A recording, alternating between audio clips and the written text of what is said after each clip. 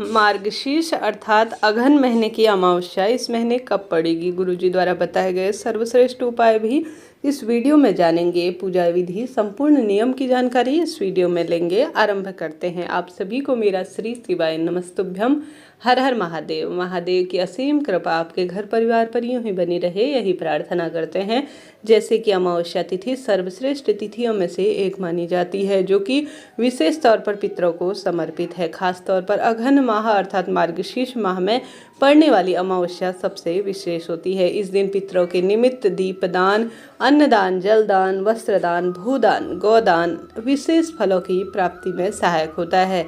ऐसे में आप सभी सबसे पहले ब्रह्म मुहूर्त में अपने दिन की शुरुआत करें। समस्त कार्य ब्रह्म मुहूर्त में ज़्यादा फल देने वाले होते हैं। खास तौर पर पूजा पाठ से संबंधित कार्य आप सभी को आवश्यक रूप से ब्रह्म मुहूर्त में किसी पवित्र नदी में स्नान करना चाहिए। ऐसा संभव ना हो तो घर पर ही तुलसी की लकड़ी को पानी में घुमाकर स्नान करने से गुरुजी कहते हैं मन कर्म वाणी से कुछ पाप कर्म हुए हैं तो वह पूर्ण रूप से नष्ट हो जाते हैं। साथ ही गंगा जल और काले तिल भी जरूर से स्नान के पानी में आप सभी को मिलाने चाहिए। अब जानते हैं 2023 में इस महीने कब पड़ने जा रही है मार्गशीर्ष अमावस्या। मार्गशीर्ष जो अमावस्या है वह तिथि 12 दिसंबर को प्रातःकाल 6:24 से शुरू हो जाएगी और अगले दिन यानी 13 दिसंबर को 5:01 के आसपास समाप्त होगी। ऐसे में सनातन धर्म में उदया तिथि का ही विशेष महत्व है।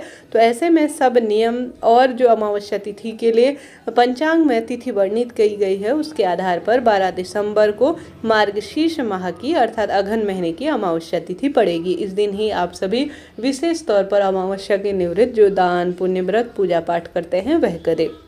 अब जानते हैं गुरुजी द्वारा बताए गए सर्वश्रेष्ठ उपाय। ब्रह्म मुहूर्त में जैसा मैंने बताया वह नियम करने के बाद आप सभी को आवश्यक रूप से विशेष तौर पर इस दिन गंगा जल मिश्रित करना है। जैसे कि गंगा जल पितरों के तारण के लिए भी जाना जाता है और साथ के साथ गंगा जल हमारे द्वारा कुछ पाप कर्म हुए हैं, भूल हुई है तो उनका भी निदान करने में सहायक है।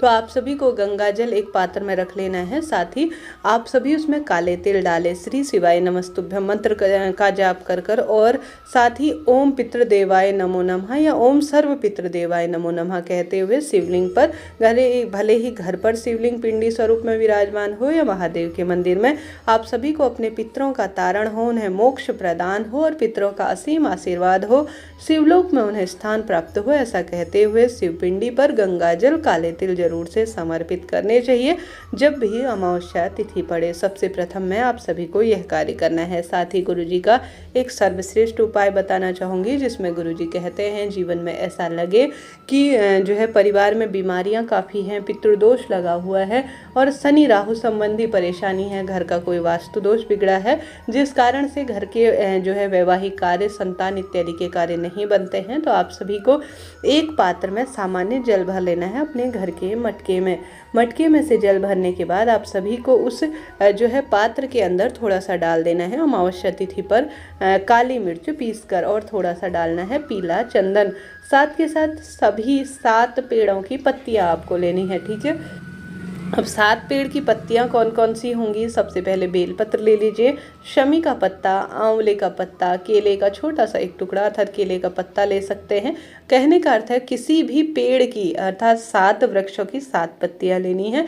एक बेलपत्र, एक तुलसी माँ को छोड़कर आप कोई सा भी पत्ता डाल सकते हैं। पीपल का पत्ता डाल सकते हैं, बट का वृक्ष का पत्ता डालते हैं, नीम का भी डाल सकते हैं, कोई दिक्कत की बात नहीं है। तो आप सभी को 7 पेड़ की 7 पत्तियां डालकर पूरे घर में घूम जाने के बाद घर के जो सदस्य किसी कार्य में रुकावट आती है या घर के सदस्य जो ज़्यादा बीमार पड़ते हैं या सभी सदस्यों का स्पर्श कराकर 7 पत्ते जिस पात्र में डाल रखे, थोड़ा सा पीला चंदन आपको और काली मिर्च पीसकर डाल रखी है वह शिवलिंग पर आपको परिपूर्ण रूप से समर्पित कर देना है। थोड़ा सा बचा लेना है उस पात्र में जल और उस जल को शिव चौखट पर भी थोड़ा सा समर्पित कर देना है।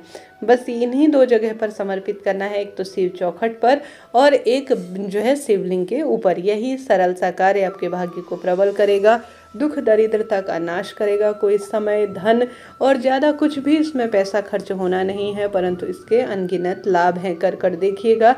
महादेव आपकी खुशियों से झोली भर देंगे। देखिए, तमाम तरह के डॉक्टरों के चक्कर लगाते हैं, क्यों न शिव महापुराण के समस्त सरल उपायों पर विश्वास कर लिया जाए, जिनसे कि जीवन में बदलाव होकर के देखिएगा लाभ आपको मिलना ही है।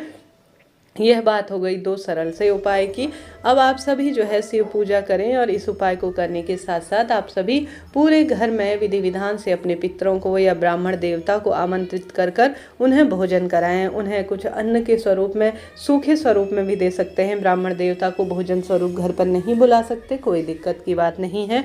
आप अपने पितरों के नाम का तर्पण अमावस्या तिथि पर कर सकते हैं। एक समय का भोजन सूखे स्वरूप में और दक्षिणा रखकर गरीब ब्राह्मण जी को घर पर जरूर से भिजवा दीजिएगा। साथ के साथ अग्यारी के माध्यम से भी अपने पितरों के नाम का जो भोजन का दान करते हैं वह भी करते हैं। भोजन अर्थात समर्पित करते हैं अग्यारी के माध्यम से, कंडे इत्यादि प्रज्वलित कर वह भी शुभ ही माना जाता है। सूर्य नारायण भगवान की जो है पूजा आराधना करें। भगवान महादेव पितृ चालीसा का पाठ कर सकते हैं। और साथ के साथ आवश्यक रूप से आप सभी को एक तो दीपक पीपल वृक्ष की जड़ में पितरों का स्मरण करते हुए जलाना है, एक घर के मटके के पास जलाना है। यह पर्याप्त रहेगा पितरों के लिए दीपदान करना। इसके अलावा आपकी इच्छा, क्षमता, सामर्थ्य अनुसार आप सभी आवश्यक रूप से अन्नदान, जलदान, वस्त्रदान, भूदान इत्यादि करने का प्रयत्न करें। यह जो तिथि होती है वह विशेष पितरों को समर्पित होती है। इस दिन किए गए कोई भी कार्य, उपाय निश्चित ही लाभ प्रदान करते हैं और धन संपदा में भी वृद्धि करते हैं। कर देखिएगा, महादेव और सभी पितृदेवी देवता आप पर असीम कृपा करेंगे। भूल चूक के लिए क्षमा प्रार्थी होते हुए दीपदान जरूर से करने का प्रयत्न करें, अन्नदान करने का प्रयत्न करें।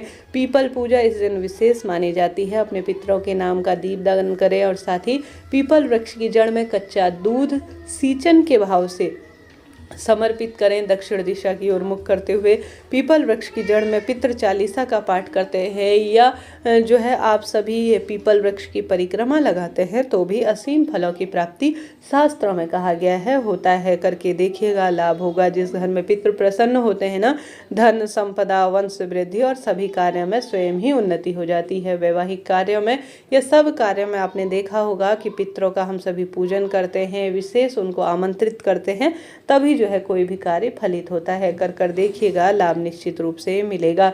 इस तरह से यह जानकारी थी। वीडियो उचित उपयोगी रहा हो तो कृपया लाइक करें, शेयर करें, सब्सक्राइब करें। कोई प्रश्न हो तो पूछ लीजिएगा, आपका अपना चैनल है। आप सभी जानते होंगे अमावस्या सर्वश्रेष्ठ तिथियों में से एक जानी जाती है। पितृदोष दूर करने के लिए आवश्यक रूप से कुछ न कुछ सरल से कार्य करने का प्रयत्न करें। चाहे तो अन्नदान करें, चाहे तो वस्त्र दान करें, चाहे तो भूदान करें, गोदान करें, इच्छा आपकी है। महादेव और जो श्रीहरि विष्णु है उनकी कृपा प्राप्त करने के लिए भी इस दिन कुछ न कुछ जो है जरूर से प्रयोग करें। हर हर महादेव।